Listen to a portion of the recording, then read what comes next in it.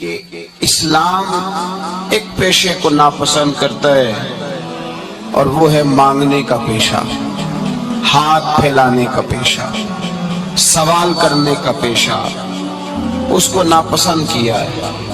باقی تو میرے حبیب پاک سید عالم صلی اللہ علیہ وسلم نے فرمایا اگر تو محنت کر کے روزی کماتا ہے تو پھر تو معمولی آدمی نہیں، پھر تو اللہ کا محبوب بن گیا ہے، پھر تو محبوب الہی ہو گیا ہے، پھر تو اللہ تبارک و تعالیٰ تجھ سے محبت فرماتا ہے۔ اگر تو محنت کرتا ہے، مشقت کرتا ہے، آگے بڑھتا ہے، روزگار کے لیے نکلتا ہے، پھر تو اللہ کا محبوب ہے۔ نبی کریم علیہ السلام نے مزدور کو جو سب سے بڑا درجہ عطا فرمایا، سب سے بڑا مقام عطا فرمایا، وہ یہ ہے، کسی صحابی نے پوچھا یا رسول اللہ صلی اللہ علیہ وسلم سب سے اچھا کھانا کون سا ہے؟ تو حضور نے فرمایا وہ کھانا جو بندہ اپنے دو ہاتھوں سے مزدوری کر کے کھاتا ہے، وہ کھانا سب سے اچھا ہے۔ فرمایا اللہ کے نبی حضرت داؤد علیہ السلام اپنے ہاتھوں سے مزدوری کرتے، اور پھر نبی کریم سید عالم صلی اللہ علیہ وسلم نے جو دین ہمیں عطا فرمایا، اس دین کو حضور نے کوئی پنڈتوں اور جوگیوں کا دین نہیں بنایا کہ تم بس غار کے اندر چلے جاؤ، اللہ اللہ کرو، میری طرف دیکھیے گا۔ یہ نہیں فرمایا کہ تم بس ٹھیک ہے آ جاؤ مسجد تسبیح پکڑ لو، کوئی اور کام نہ کرو، بلکہ حکم دیا کہ کسب معاش کرو، محنت کرو، جد و جہد کرو، ہاتھ ہلاؤ۔ قرآن مجید فرقان حمید نے کہا وَجَعَلْنَا اللَّيْلَ لِبَاسًا، رات تمہاری پردہ پوشی کے لیے بنائی گئی ہے، رات تمہاری پردہ پوشی کے، وَجَعَلْنَا النَّهَارَ مَعَاشًا، اور فرمایا دن تمہارے رزق کمانے کے لیے بنایا گیا، جد و جہد کے لیے۔ حضرت عیسیٰ علیہ السلام کی ایک نوجوان سے ملاقات ہوئی تو فرمایا تو کیا کرتا ہے؟ کہنے لگا میں عبادت کرتا ہوں۔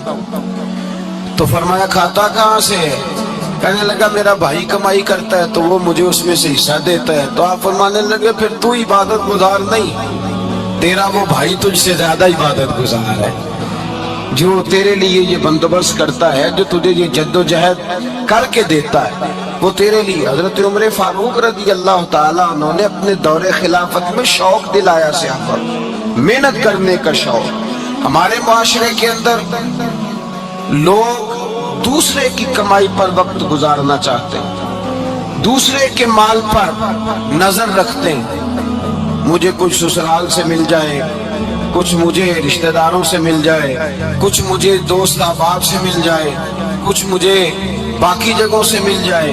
لوگ مختلف جگہوں پہ نظر رکھتے ہیں اور مختلف ہیلوں اور بہانوں کے ساتھ دوسرے کا مال ہڑپ کرنے کی کوشش کرتے ہیں۔ میرے حبیب کریم علیہ السلام نے توجہ دلائی صحابہ کو، مزاج عطا فرمایا۔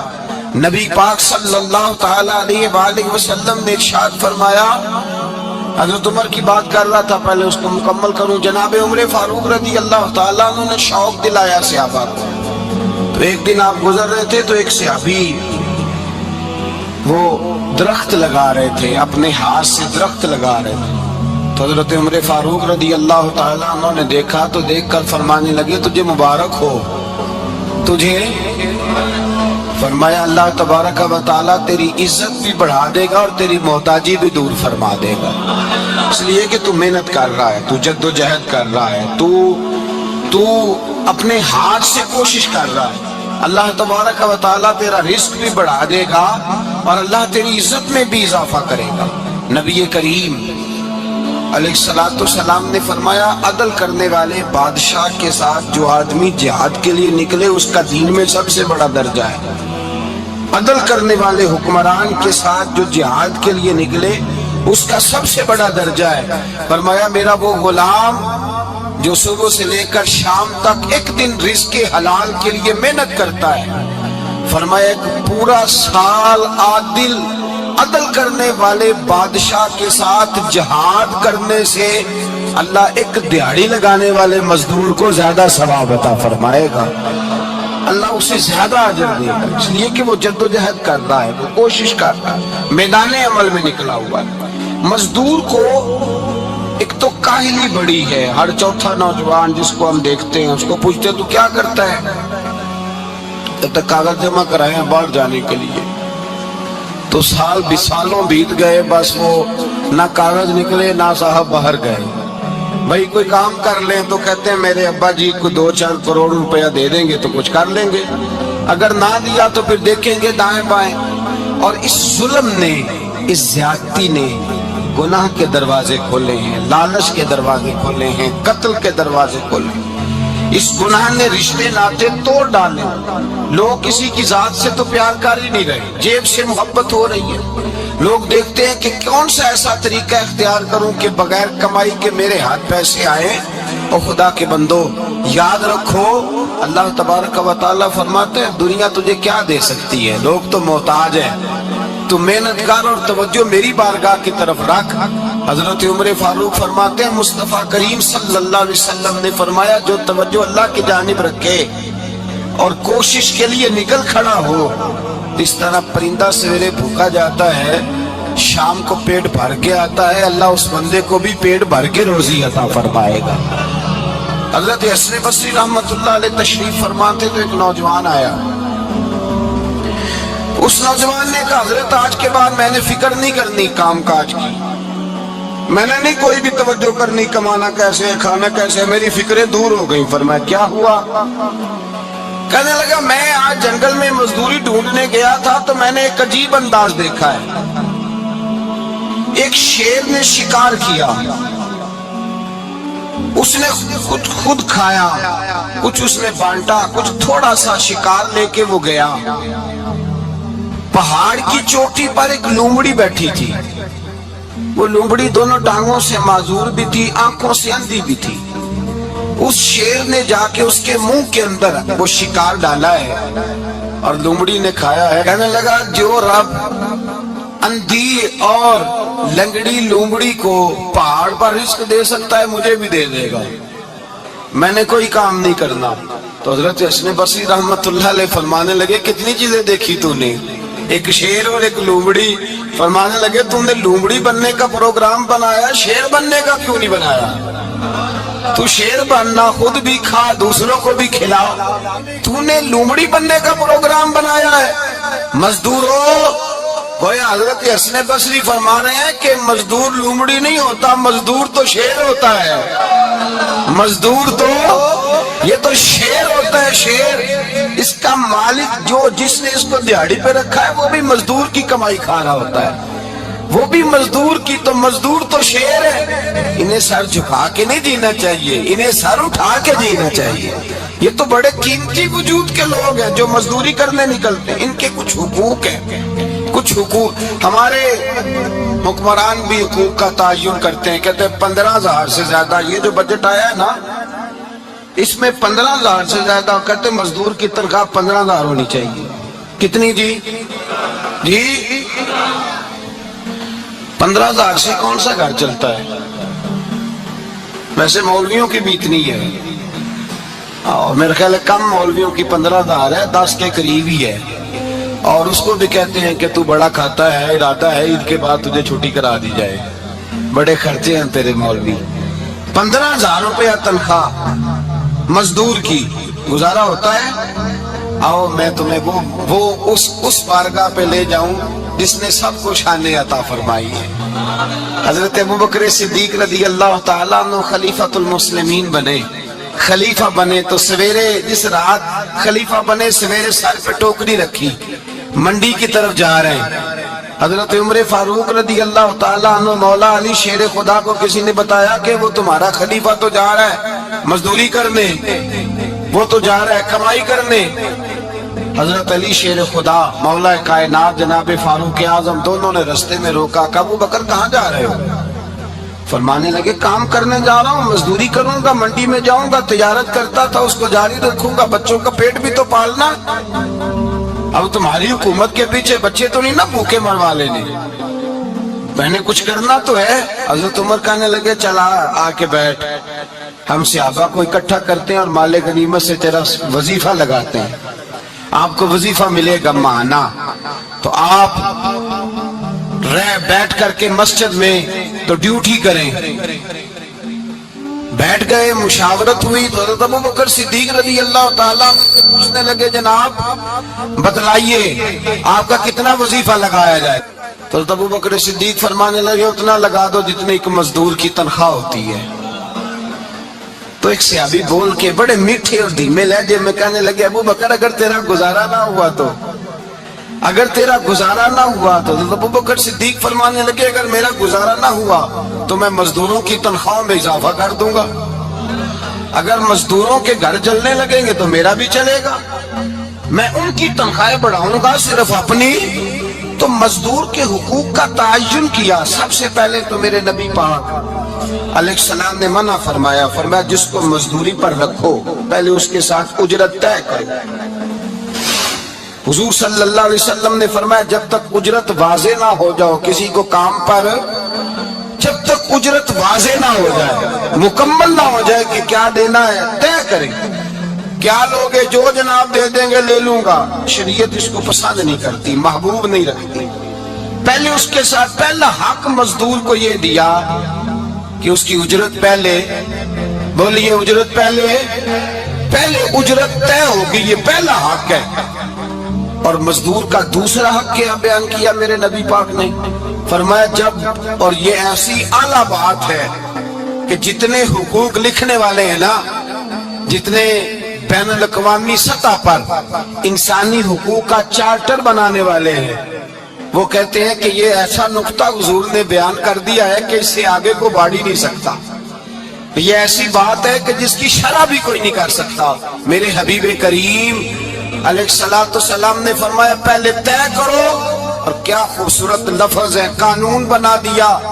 فرمایا جب مزدور مزدوری کر لے تو اس کا پسینہ خشک ہونے سے پہلے اسے ادا کر دینا. اس کا پسینہ خشک ہونے سے پہلے اسے اس کی مزدوری دے دو. بیچارے نے محنت کی ہے اپنے گھر جائے, یہ نہیں کہ اس نے مزدوری کیا تو تم نے کہا نہیں ادھر سے پینٹ صحیح نہیں ہوا, یہ تو لے جا 2000 اور پھر میں تیرا حساب کروں گا, ابھی ذرا میں چیک کرا لوں 2-4 لوگوں کو بلا کر کے, وہ فلاں جگہ سے نا ایک کونا خالی رہ گیا. اللہ سے ڈرنا چاہیے, اللہ سے ڈرنا چاہیے. اگر اللہ تبارک و تعالیٰ نے 2-1 آدمیوں کو ملازم آپ کا بنا دیا ہے تو پھر خیال ہونا چاہیے. ایک صحابی اپنے خادم غلام کو مار رہے تھے تو میرے نبی پاک تشریف لائے, فرمایا کیوں اسے مار رہا ہے, حضور غلطیاں بڑی کرتا ہے.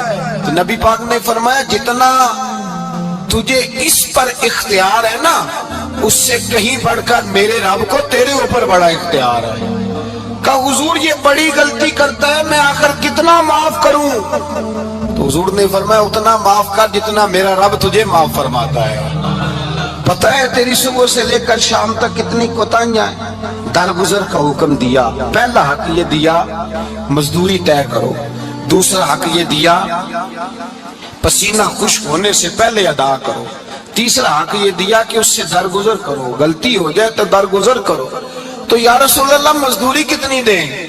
میرے نبی پاک بخاری مسلم حضور سید عالم صلی اللہ علیہ وسلم نے فرمایا مزدور کا حق بیان کیا نبی پاک نے, اور ایک بات ارشاد فرمائی تو اس کے اندر کئی پہلو, ایک حدیث میں کئی پہلو بیان فرمائے. حبیب پاک نے فرمایا جیسا تم کھاتے ہو ویسا ہی اسے کھلانا. کوئی نہیں, آپ شاید سو رہے ہیں کچھ حضرات, جیسا خود کھاتے ہو ویسا ہی. بھائی بس ختم ہو گئی بات, اتنی بڑی بات کر دی سرکار نے. کبھی دیکھا ہے آپ نے کہ مزدور کو ایسے کھلایا جا رہا ہو جیسا مالی کھا رہے ہیں؟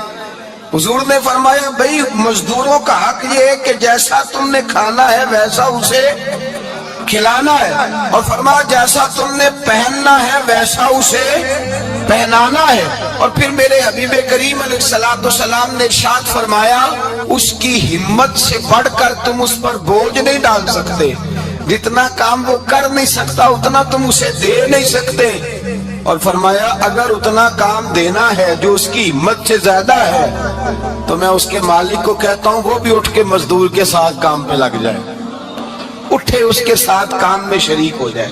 مزدوری کا بھی تعین فرمایا, اور پھر اس کو کام کس مقدار کا دینا ہے، مزدور کو کس قدر زیادہ اس پر بوجھ ڈالا جائے گا، یہ بھی مصطفیٰ کریم نے بیان فرمایا۔ فرمایا جو لا یکلف اللہ نفسا الا وسعها، اللہ بھی تم پر وہ بوجھ نہیں ڈالتا جو تم اٹھا نہیں سکتے، تو کسی مزدور کو تم ایسا کام نہیں بتاؤ گے۔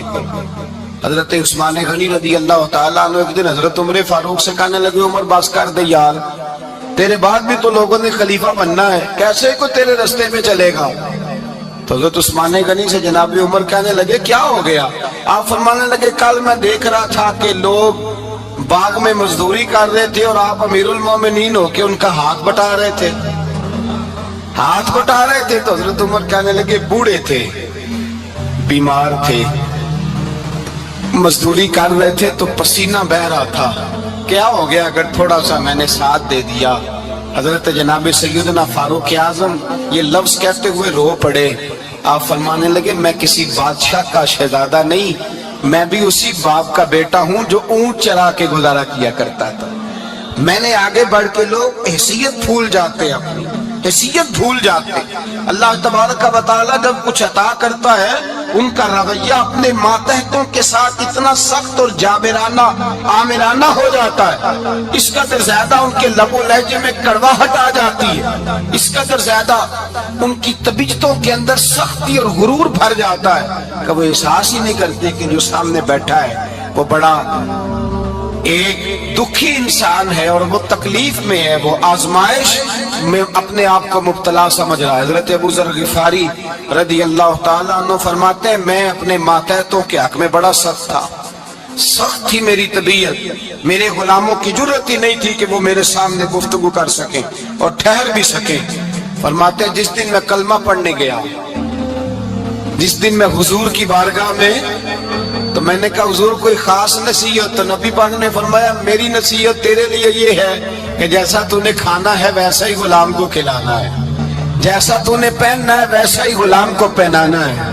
حضرت ابو ذر کہتے ہیں جو میرے اندر کمی تھی وہی میرے نبی نے نصیحت کر دی، جو میرے اندر کوتاہی تھی وہی غیب جاننے والے رسول نے بتلا دی۔ فرماتے میں گھر گیا، جب میں جاتا تھا تو ملازموں کا سانس خشک ہو جاتا تھا، وہ کانپنے ہانپنے لگتے تھے کہ جانے اب یہ کیا کرے گا۔ حضرت ابو ذر غفاری فرماتے میں گیا، ایک شخص سے میں نے کہا کھانا پکاؤ، کھانا پکایا، دسترخوان پہ لگایا اور اپنے سارے ملازموں کو کہا آؤ یار میرے ساتھ بیٹھ کے روٹی کھاؤ، آؤ سارے میرے ساتھ بیٹھ کے کھانا کھاؤ۔ فرماتے انہوں نے کھانا کھایا، پھر میں ان کو بازار لے گیا، جیسے کپڑے میں پہنتا تھا ویسے میں نے ان کے لیے بھی خریدے۔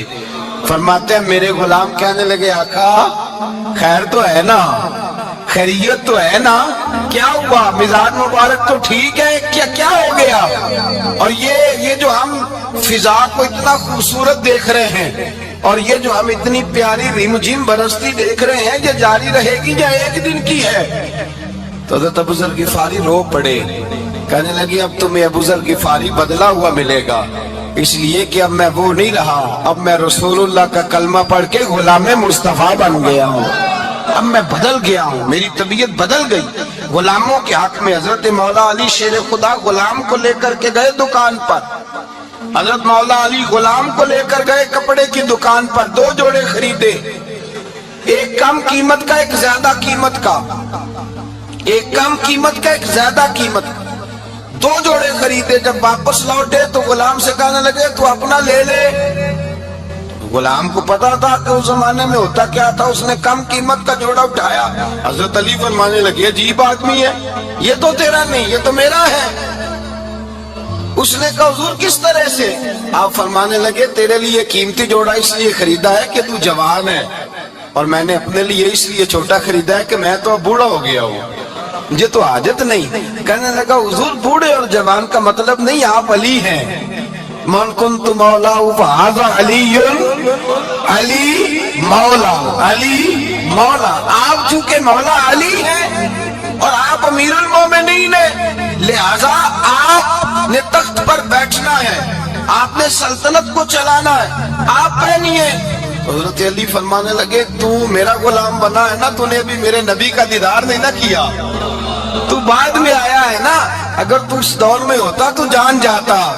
کہ یہ عمل میرا ہے پر اس کے پیچھے جو نصیحت کے پھول ہیں وہ مصطفیٰ کے عطا فرمائے ہوئے. تو بھائی یاد رکھیں نبی کریم سید عالم صلی اللہ تعالی علیہ وآلہ وسلم نے تعین فرمایا مزدور کے حقوق کا، تعین کیا. حضرت حکیم بن حزام کہتے ہیں میں حضور کی بارگاہ میں بیٹھا تھا تو نبی پاک صلی اللہ علیہ وسلم سے میں نے کہا یا رسول اللہ آپ کو کون سا آدمی پسند ہے، کون سا محنت کرنے والا پسند ہے؟ تو حضور نے فرمایا جس کے دونوں ہاتھ کام کریں، دونوں پیر چلیں اور اس کی پیشانی پر پسینہ آئے وہ بندہ مجھے بڑا اچھا لگتا ہے. جس کی پسینہ آئے. آج لوگ مزدوری نہیں کرتے، دائیں بائیں دیکھتے ہیں، لوگ اپنے اندر وہ توانائی، وہ غیرت، وہ خودداری پیدا نہیں کرتے. بھائی گردن کو جھکا دیتا ہے خیرات کا پتھر، جہاں میں مانگنے والوں کے سر کبھی اونچے نہیں ہوتے. اور ایک بار کہنے لگے غیرت ہے بڑی چیز جہاں نے تگ و دو میں پہناتی ہے یہ فقر کو تاج سردارا. اپنے اندر یہ توانائی پیدا کرنی چاہیے، یہ کوشش کرنی چاہیے. میرے نبی کریم صلی اللہ علیہ وسلم نے فرمایا تمہارے بعض گناہ ایسے ہیں جو صرف تم مزدوری کرنے جاؤ گے تو اللہ تمہاری مزدوری کی وجہ سے ہی تمہارے گناہ معاف فرما دے گا. اللہ تمہاری محنت اور کوشش کے سبب سے تمہاری ان غلطیوں سے درگزر فرمائے گا. حبیب کریم سید عالم صلی اللہ علیہ وسلم نے فرمایا مزدور جب قیامت کے دن آئے گا، بھئی عالم تو آیا، صوفی تو آیا، درویش تو آیا، صحابہ تو آئے، ان کا آنا تو شفاعت کے لیے شمار کیا گیا. میرے مصطفیٰ نے فرمایا جب مزدور آئے گا، مزدور کی سب سے بڑی غلطی یہ ہے کہ مزدور اپنے آپ کو نیچ سمجھتا ہے. مزدور کی سب سے بڑی غلطی یہ ہے کہ یہ اپنے آپ کو چھوٹا سمجھتا ہے.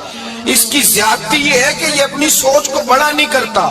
یہ سمجھتا ہے نہیں کہ بھئی میں تو دو ہاتھوں کی محنت کی کمائی کھاتا ہوں، یہ آرزو کرم اور میں آپ سے کروں، یہ بھیک اس کو دیجئے جس کا خدا نہ ہو. مزدور کی زیادتی یہ ہے کہ یہ اپنے آپ کو چھوٹا جانتا ہے. میرے مصطفیٰ نے فرمایا جب مزدور محنت کرنے والا قیامت کے دن آئے گا تو اس کا چہرہ اس طرح چمکے گا جس طرح 14ویں کا چاند چمکا کرتا ہے. اس قدر اس کا چہرہ چمکے گا جب آئے گا وہ صبح قیامت. میرے بھائیوں مزدور ایک عظیم شخصیت کا نام ہے. محنت کرنا، اپنے دونوں ہاتھوں سے مشقت کرنا، جدوجہد کرنا. مجھے کئی سارے لوگ، میں جب ملک کے مختلف گوشوں میں جاتا ہوں تو کئی سارے لوگ کہتے ہیں آپ کے ابا جی کا مزار کدھر ہے، آپ کس مزار کے سجادہ نشین ہیں؟ تو میں ان سے کہتا ہوں میں سجادہ نشین نہیں، میں تو کسان کا بیٹا ہوں. اور میں اس شخص کا بیٹا ہوں جو رات کو 2 بجے اٹھ کے بھی گھر سے نکلتے تھے 2 نفل پڑھ کے. تو ہم پوچھتے تھے کہ اماں جی ابا جی کہاں گئے؟ تو کہتے تھے چند کھیتوں کو پانی لگانا تھا اور رات کو رخصت ہو گئے. فخر کی بات ہے، یہ اعزاز کی بات ہے، یہ اعزاز کی بات ہے. ہم نے ساری زندگی ان کے ہاتھ پہ چھالے دیکھے لیکن بات لفظ زبان پر یہی دیکھی کہ بیٹا عزت والا وہی ہوتا ہے جو اپنے ہاتھوں سے محنت کر کے روزی کھایا کرتا ہے. بھائی یاد رکھیں یہ اعزاز کی بات ہے. اعزاز مزدور کا بیٹا فخر کرے، کسان کا بیٹا ناز کرے. وہ جو آدمی سویرے جاتا ہے ویلڈنگ کا پلانٹ لے کے کام کرنے اس کا بیٹا ناز کرے. وہ جس کا باپ پھاوڑا چلاتا ہے، چھینی چلاتا ہے، تھوڑا چلاتا ہے وہ ناز کرے. اور مزار صرف ان لوگوں کے نہیں ہوتے جو اللہ اللہ کرتے ہیں، ہوں کرتے ہیں، وہ تو قابل اعزاز ہیں اللہ کے بندے، ان کے بھی مزار ہوتے ہیں. مزار وہ بھی ہوتا ہے جس کو میرے مصطفیٰ نے فرمایا القاسم حبیب اللہ، جو محنت کرتا تھا ہاتھوں سے جدوجہد کرتا تھا وہ بھی تو اللہ کا دوست ہے نا، اس کا بھی تو مزار ہے نا، اس کی بھی تو قبر پر انوار ہے جو اللہ کا محبوب ہو کے گیا. تو بھائی اپنا اعزاز جاننے سمجھے اس بات کو. میرے مصطفیٰ کریم صلی اللہ علیہ وسلم مزدور کو عزت دیتے، وقار دیتے. اور جو حضور کے گھر میں خادم ہوتے ان کی ناز برداری کرتے. ہمارے گھر میں جو بی بی برتن دھوتی ہے وہ ہمارے ساتھ بیٹھ کے روٹی نہیں کھا سکتی، اس کو یہ اجازت نہیں ہوتی. ہمارا جو مزدور ہوتا ہے نا، ایک صاحب کہنے لگے یہ بچہ میرے پاس کام کرتا ہے، اس کے ابا جی بھی کرتے تھے. تو میں نے کہا اس کا مطلب یہ ہے کہ تم نے آگے نہیں بڑھنے دیا، تم نے کہا مزدور ہی رہنا ساری زندگی، یہی رہنا میرے پاس، آگے نہ بڑھنا. میرے مصطفیٰ کریم سید عالم صلی اللہ علیہ وسلم کے پاس جو لوگ کام کرتے تھے، محنت کرتے تھے، مشقت کرتے تھے، ہمارا ملازم ڈرتا ہے، کامتا ہے، وہ بات کرتا ہے تو صاحب جی کہتے کہتے زبان تھکتی ہے، 100 دفعہ موڈ کو دیکھتا ہے، گالیاں کھاتا ہے بیچارہ، اس کی عزت نفس کو اچھالا جاتا ہے، اس کو رسوا کیا جاتا ہے، اور وہ بیچارہ رات کو رضائی میں منہ دے کے روتا ہے کہ یار میرے نصیب صرف اس لیے کمزور ہے کہ میں غریب کے گھر میں پیدا ہوا ہوں۔ ہم احساس نہیں کرتے، اور مزدور کو کبھی موقع مل جائے جان چھوٹنے کا تو بھاگ جاتا ہے۔ ہمارا کردار اور اخلاق ایسا نہیں ہوتا۔ حضرت زید بن حارثہ رسول اللہ کے غلام تھے، نبی پاک کے گھر میں جھاڑو دیتے تھے، برتن مانجتے تھے۔ یہ بچپن میں اپنے قبیلے سے گم ہو گئے تھے، کسی نے اغوا کر کے لا کر کے بیچ دیا، گم ہو گئے تھے، حضور کی بارگاہ عالی مرتبت میں لائے گئے۔ حضرت زید بن حارثہ سارا دن کام کاج کرتے، کوئی آدمی آیا ان کے علاقے کا مکہ مکرمہ، ان کو پہچان کر واپس گیا ان کے قبیلے میں اور جا کے بتلایا کہ تمہارا بیٹا تو محمد ابن عبداللہ صلی اللہ علیہ وسلم کے پاس۔ اس وقت حضور نے ابھی اعلان نبوت نہیں فرمایا تھا، ان کے والد حارثہ چچا لینے آئے اور نبی پاک کے پاس آئے تو 2 تھیلیاں شرفیوں کی بھر کے لائے۔ کہنے لگے حضور یہ پیسے لے لیں، 2 تھیلیوں میں پیسے ڈالیں، دینار ہے درہم ہے، حضور لے لیں، ہمارا بیٹا دے دیں۔ نبی پاک صلی اللہ علیہ وسلم نے فرمایا تمہیں غلطی لگ گئی ہے، پیسے پیچھے ہٹاؤ، میں زید کو بلاتا ہوں، میں زید کو، ادھر دیکھیے گا، میں زید کو، میں اسے بلاتا ہوں، اگر وہ جانا چاہے تمہارے ساتھ تو مجھے اعتراض نہیں لے جانا۔ چچا اور باپ کہنے لگے آپ عجیب بات کرتے ہیں، وہ غلامی چھوڑ کے نہیں جائے گا، آپ عجیب بات کرتے ہیں، وہ مزدوری چھوڑ کے بادشاہی اختیار نہیں کرے گا، ہم کھاتے پیتے لوگ ہیں، اس کی ماں ترس گئی ہے، اس کو ملنے کو بہنیں روتی ہیں، وہ جائے گا نہیں۔ میرے حبیب نے فرمایا تم نے ابھی یہ ذائقہ چکھا نہیں، تمہیں اس کا پتہ نہیں، تو میں بلاتا ہوں، اگر جانا چاہے تو پیسوں کی ضرورت نہیں، لے جانا۔ حضرت زید کو پیغام دیا، آئے، حضور نے فرمایا وہ تمہارے والد کھڑے ہیں، وہ چچا ہیں، لینے آئے۔ جناب زید گئے، باپ کے گلے سے لگے، بچھڑے ہوئے باپ بیٹا ایک دوسرے کو مل کے کھل کے روئے، کہا بیٹا تیری ماں کی آنکھیں پتھر ہو گئی تیرا راستہ دیکھ کے، تیری بہنیں ترستی ہیں تیرے چہرے کے دیدار کو، بیٹا وہ گلیاں بھی روتی ہیں جن میں تو کھیلا کرتا تھا، پر اب فکر کی بات کوئی نہیں، اب کوئی پریشانی نہیں، میں پیسے لایا ہوں تجھے لے جاؤں گا۔ نبی پاک صلی اللہ علیہ وسلم نے دیکھا نا جب باپ بیٹے کی گفتگو ہو گئی، آنسو بہ گئے، بوجھ ہلکے ہو گئے، تو میرے قریب نے فرمایا زید اگر تم چچا کے ساتھ والد کے ساتھ جانا چاہو تو میری طرف سے اجازت ہے، تم جا سکتے ہو۔ یہ لفظ کہے تو جناب زید دوڑ کے حضور کے قدموں میں آ کے بیٹھ گئے، حضور کے قدموں میں بیٹھ گئے، اور گویا فاضل بریلوی علیہ رحمہ نقشہ بیان کرتے ہیں، کہنے لگے تیرے قدموں میں رہوں غیر کی ٹھوکر پہ نہ ڈال، میں جھڑکیاں کھاؤں کہاں چھوڑ کے صدقہ تیرا، اور تیرے قدموں میں جو ہے غیر کا منہ کیا دیکھے، کون نظروں پہ چڑھے دیکھ کے تلوا تیرا۔ کہنے لگے حضور میں نے نہیں جانا، میں یہی رہوں گا۔ چچا اور باپ نے دیکھا تو کہنے لگے بیٹا تو غلامی چھوڑ کے نہیں جائے گا، تو ملازمت چھوڑ کے بادشاہی میں نہیں جائے گا۔ تو آپ کے والد کو آپ فرمانے لگے ابا جی ذرا 2 گھڑیاں یہاں رہ کے تو دیکھیں، یہاں 2 گھڑیاں رہ کے تو دیکھیں۔ فرمایا یہاں ملازموں کا وہ اعزاز ہے جو شہزادوں کا ہوا کرتا ہے، یہاں خادموں کی وہ عزت ہے، اور پتہ پھر ان کو مقام کیا ملا، یہ واحد شعبیاں جن کا نام اللہ نے قرآن پاک میں بیان فرمایا ہے، نام اللہ نے قرآن مجید میں بیان فرمایا۔ حضور کا اپنے غلاموں کے ساتھ جو تعلق تھا، اپنے ملازموں کے ساتھ جو رشتہ تھا، بڑا آدمی آتا نا، بڑا آدمی تو لوگوں کی سانس سوکھ جاتے ہیں، اٹھ کے ملتے ہیں، بڑا کچھ کرتے ہیں۔ مزدور آتا ہے تو لوگ اوے کہہ کے پکارتے ہیں، ان کو خبر ہی نہیں کہ اس شخص کا اعزاز کتنا ہے۔ حضرت انس بن مالک رضی اللہ تعالیٰ عنہ فرماتے ہیں میں چھوٹا سا تھا، میری اماں مجھے حضور کے گھر چھوڑ گئی، میں نے 10 سال نوکری کی نبی پاک کی۔ کتنے سال؟ بولیے 12ویں دن لوگ کہتے ہیں بس بھائی ختم ہو گیا، اب فرینکنس ہو گئی ہے، اب جو مرضی تیرے ساتھ کریں گے. 10 سال نوکری کی میں نے, لیکن جناب انس فرماتے ہیں نبی پاک نے کبھی مجھے اف تک بھی نہیں کہا تھا, اف تک بھی نہیں کہا تھا, اف تک بھی. حضور نے بھیجا جاؤ فلاں آدمی کو بلا کر کے لاؤ. حضرت انس بن مالک رضی اللہ تعالیٰ عنہ فرماتے میں بلانے گیا, بچہ تھا چھوٹا سا, رستے میں بچے کھیل رہے تھے تو میں ان کے ساتھ کھیلنے لگا, محو ہو گیا, مجھے پتہ ہی نہ چلا وقت کا. حضور نے جب مجھے بھیجا تو فرمایا جلدی جانا اور جلدی آنا. اب مجھے خبر ہی نہیں, بڑی دیر ہو گئی. حضور وہاں انتظار کر کر کے خود تشریف لائے. کہتے جب نبی پاک آئے تو میں بچوں کے ساتھ کھیل رہا تھا. حضور نے جب مجھے کھیلتے ہوئے دیکھا, میری اچانک نظر پڑی تو میرے ہوش اڑ گئے. حضور نے تو کہا تھا جلدی آنا, اور میں یہاں کھیلنے لگا, یہاں اتنا الجھا کہ مجھے خیال ہی رہا کس کام آیا ہوں. حضرت انس فرماتے میں ڈرنے لگا. جیسے جیسے حضور قریب آتے میری ٹانگیں کانپتی.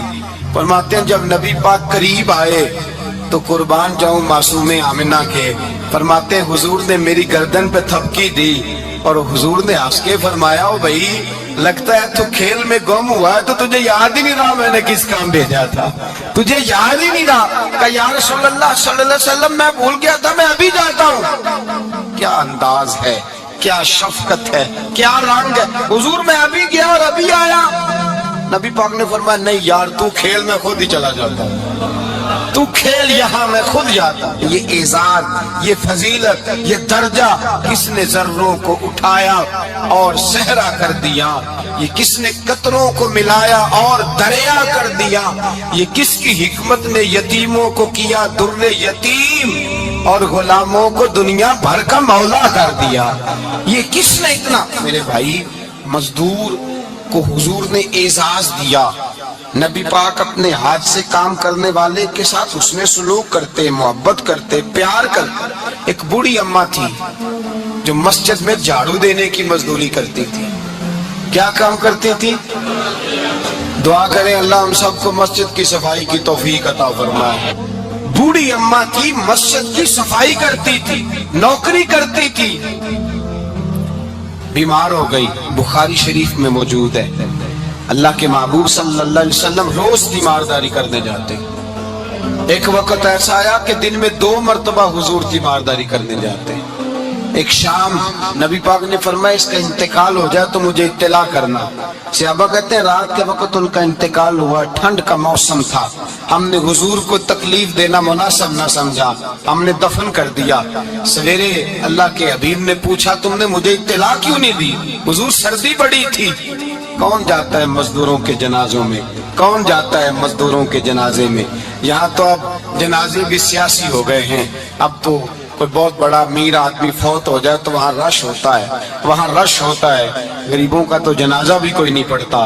حضرت جناب سیدنا ابو ہریرہ رضی اللہ تعالیٰ عنہ فرماتے حضور نے فرمایا مجھے اطلاع کیوں نہیں دی؟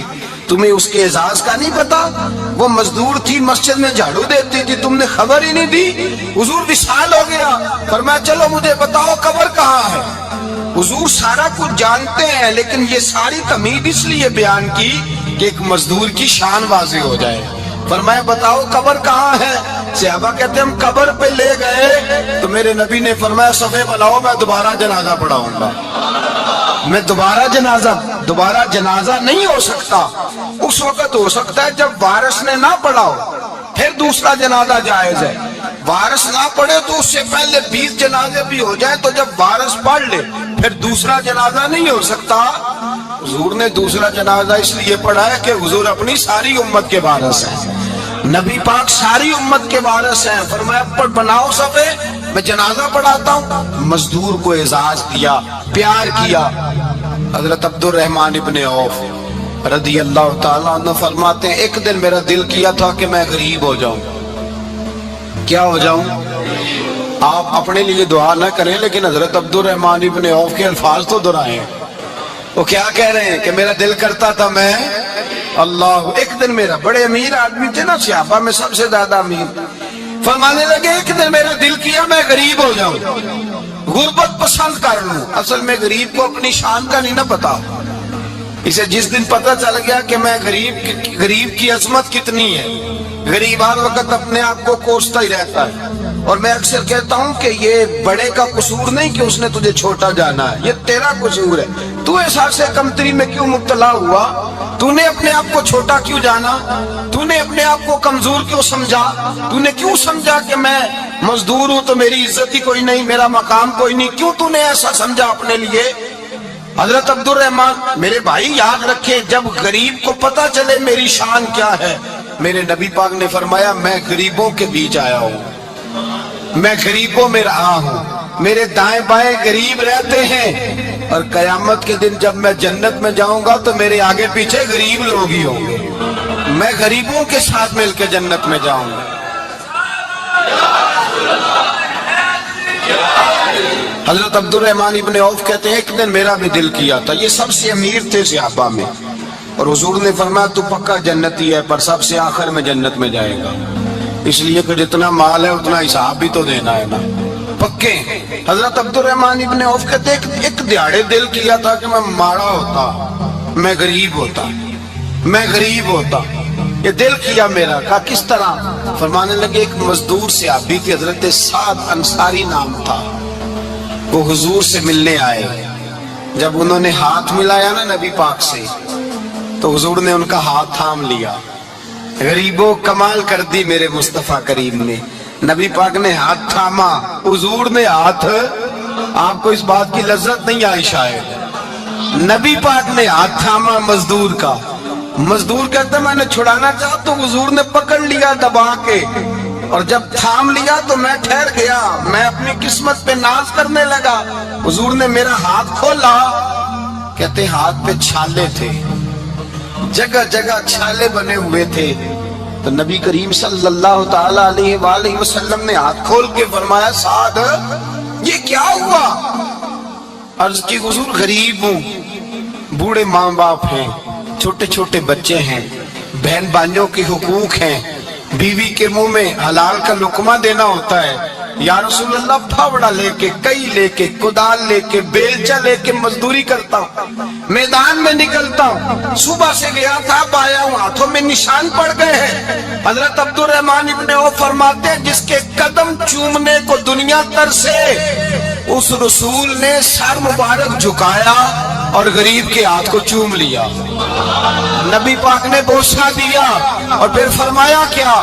فرمایا یہ وہ ہاتھ ہیں جن سے خدا بھی پیار کرتا ہے، محمد مصطفیٰ بھی محبت فرماتے ہیں۔ نبی رحمت علیہ السلام نے فرمایا یہ تیرا وہ ہاتھ ہے جس سے اللہ بھی پیار کرتا ہے اور اللہ کا، تو مزدور کو پھر ناز کرنا چاہیے کہ پریشان رہنا چاہیے؟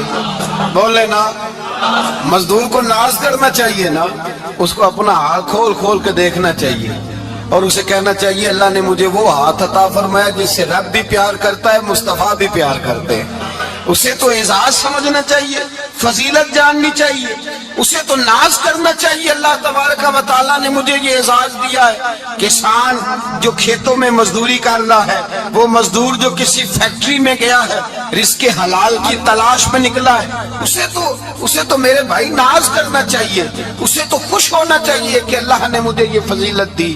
ترستے ہوئے غریب، جان بوجھ کے اپنے آپ کو پریشان رکھتے ہوئے لوگ اگر جان جائیں کہ فضیلت کیا ہے، عظمت کیا ہے، اور پھر غلام کے ساتھ سلوک کیا کرنا ہے۔ ایک یہودی کا بیٹا نبی پاک کی خدمت کرتا تھا، اکثر یہودی کا بچہ، وہ بیمار ہو گیا، روز آتا تھا، چھوٹے موٹے کام کرتا تھا، بیمار ہو گیا، حضور نے فرمایا چلو تیمارداری کرنے چلتے۔ کس کی؟ غلام کی، نوکر کی؟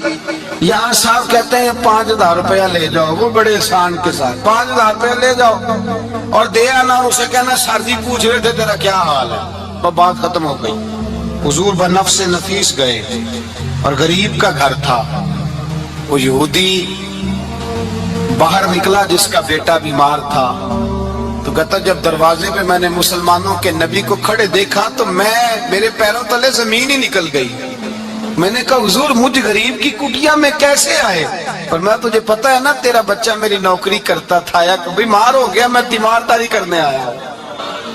وہ یہودی کہتا مجھے خیال یقین ہی نہ آئے کہ میرے گھر میں حضور، تو امیر حرم، میں غریب بے نوا، تو کجا من کجا، میرے گھر میں حضور آئے۔ کہتے کہاں ہے ہمارا پیارا؟ حضور وہ لیٹا ہوا ہے.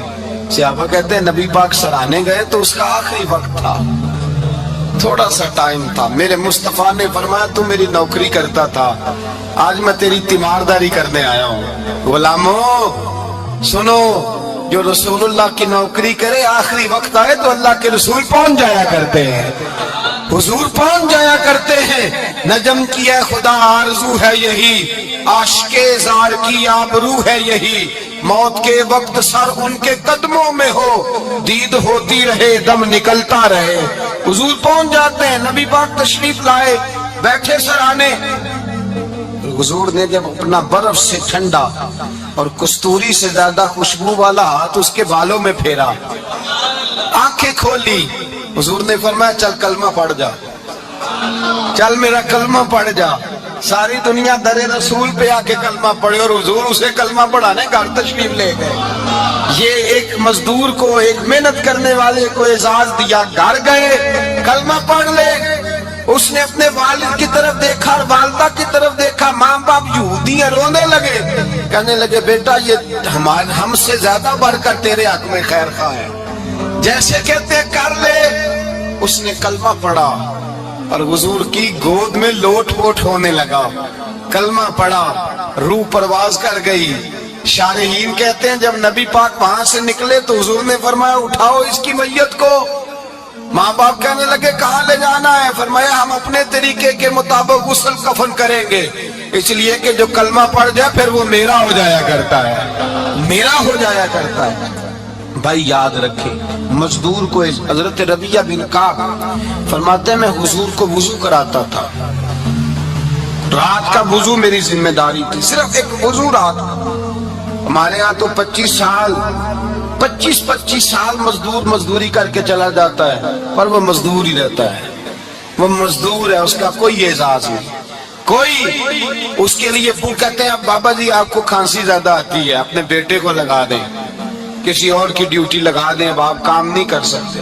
25 سال نوکری کی, ملا کیا؟ حضرت ربیہ کہتے ہیں میں وضو کراتا تھا رات کا, میرے نبی پاک نے فرمایا شادی کیوں نہیں کرتا؟ تو میں نے کہا یا رسول اللہ نہ میرے پاس حسن ہے, نہ پیسے ہیں, نہ کوئی کاروبار ہے, مجھے کون رشتہ دے گا؟ میرا روپ بھی نہیں تے میرا رنگ بھی نہیں, میں نے یار مناؤن دا ٹانگ بھی نہیں, کون مجھے رشتہ دے گا؟ کہتے ہیں حضور خاموش ہو گئے. دوسرا دن آیا تو میں وضو کرانے پہنچا تو نبی پاک نے فرمایا شادی کیوں نہیں کرتا؟ کہتے ہیں میں نے کہا حضور کون رشتہ دے گا؟ وہی 3 باتیں دہرائیں, نہ پیسے ہیں, نہ حسن ہے, نہ کوئی کاروبار ہے, نہ مکان ہے. فرمایا حضور نے تیسرے دن پھر کہا. جب دوسرا دن ہوا نا تو حضور نے کہا, حضور خاموش ہوئے میرے جواب پر.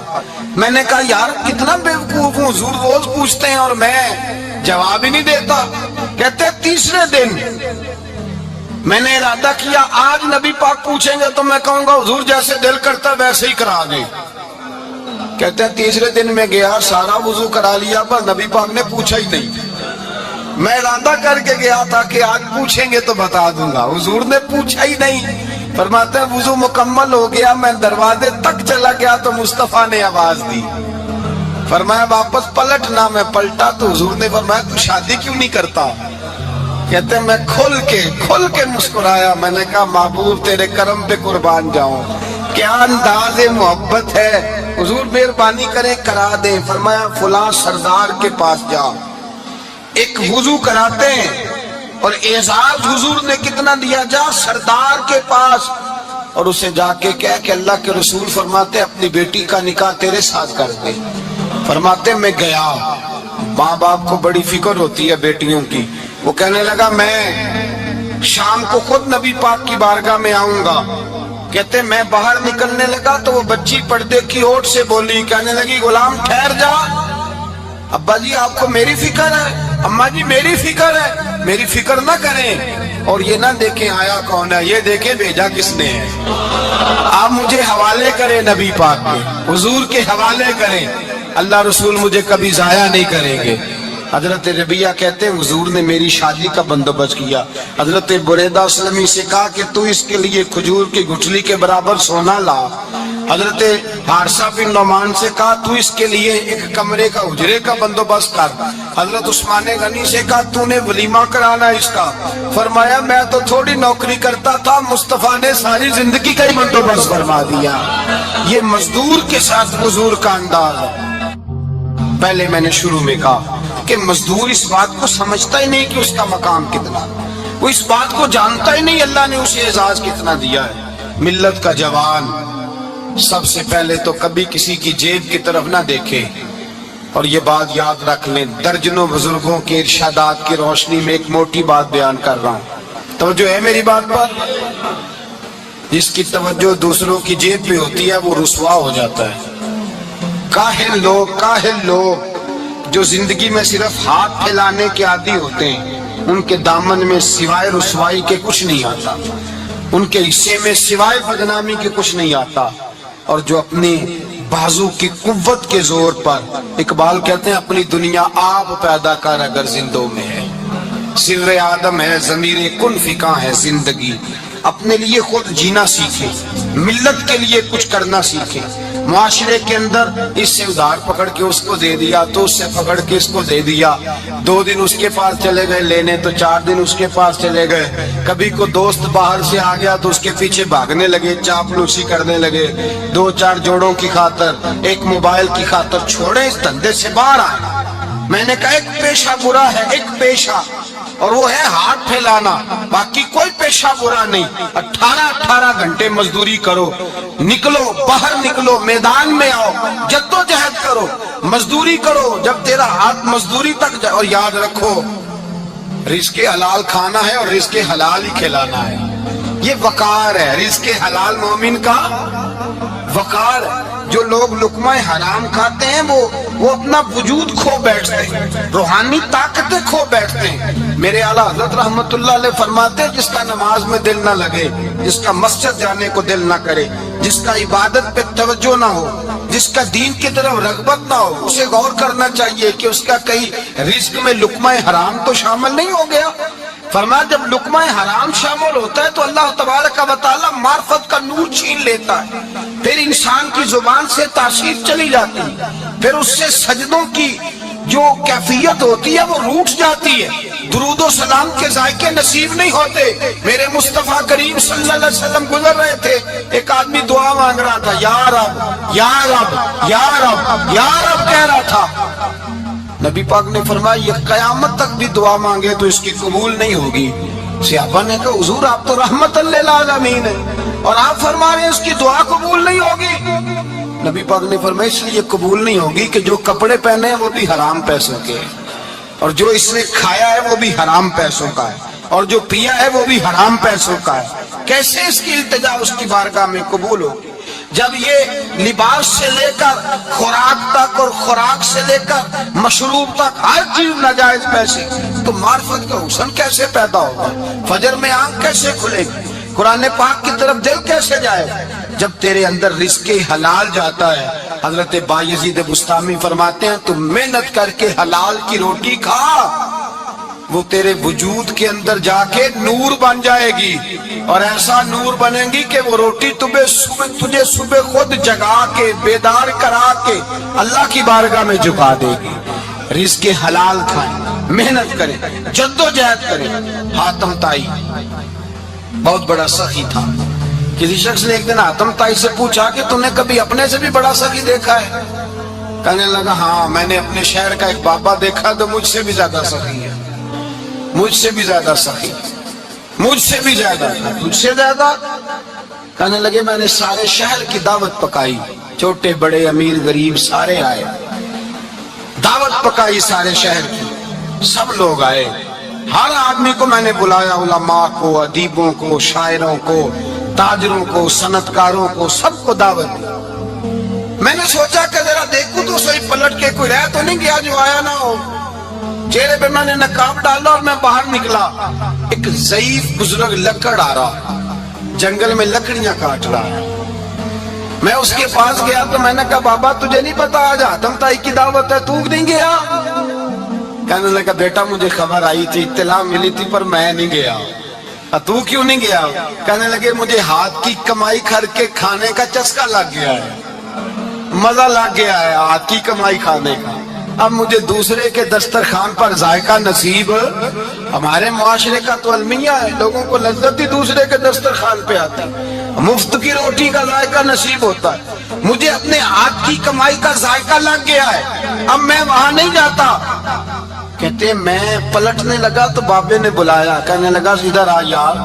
میں گیا تو اس نے 5 آنے نکالے، کہنے لگا آتم تائی کا جو بندہ لنگر پکانے والا ہوا نا، یہ 5 آنے اسے دے دینا، آتم تائی کو ضرورت نہیں میرے پیسوں، تو بڑا امیر آدمی ہے، یہ اس کو دے دینا 5 آنے لنگر والے کو، اور اس کو کہنا بڑے بڑے نیک لوگ آئے ہیں دعوت میں، 5 آنے میرے بھی شامل کر لیں، اور میرے ہاتھ کی کمائی چلو میری بھی روٹی کوئی کھا لے گا، کوئی اچھا آدمی میرے حصے کے میرے دیے ہوئے پیسوں سے لقمہ کھا لے گا تو اجر مل جائے گا۔ آتم تائی کہتے ہیں میں نے کھینچ کے نقاب اتارا اور بابے کو کہا یار سینے سے لگ جا، میں تو مالدار ہو کے سخی ہوں، تو غریب ہو کے بڑا سخی ہے، تو غریب ہو کے بڑا سخی ہے، تیرے اندر اتنی خودداری عزت نفس۔ میرے بھائی جس کا ہاتھ پھیلا ہوا ہے اس کا سمٹے گا نہیں، جس کا ہاتھ پھیلا ہوا ہے اس کا سمٹے گا نہیں۔ جس آدمی نے، میرے نبی پاک صلی اللہ علیہ وسلم نے فرمایا جس نے اپنی ذات پر سوال کا دروازہ کھول لیا، اس نے اپنے اوپر فقر کا دروازہ کھول لیا۔ سوال تو مجھے دے دو، مجھے دو، لائنیں لگی ہوئی ہیں۔ بھائی یاد رکھیں، اس بات کو ضرور سمجھے، خودداری پیدا کریں، عزت نفس پیدا کریں، وقار پیدا کریں، اپنے اندر توانائی پیدا کریں، 2 ہاتھوں سے محنت کر کے جدوجہد کر کے آگے بڑھیں، بلکہ کھائیں بھی کھلائیں بھی، اپنے اوپر بھی خرچ کریں، اللہ کے دین کے لیے بھی خرچ کریں، اپنی زندگی وقار والی بنائیں، ایک وقت نہیں 18 گھنٹے کی مزدوری کریں۔ میرے حبیب پاک علیہ السلام نے فرمایا جو بندہ سویرے مزدوری کرنے گیا اور شام کو تھک کے سو گیا، اللہ اس کے سارے گناہ معاف فرما دے گا۔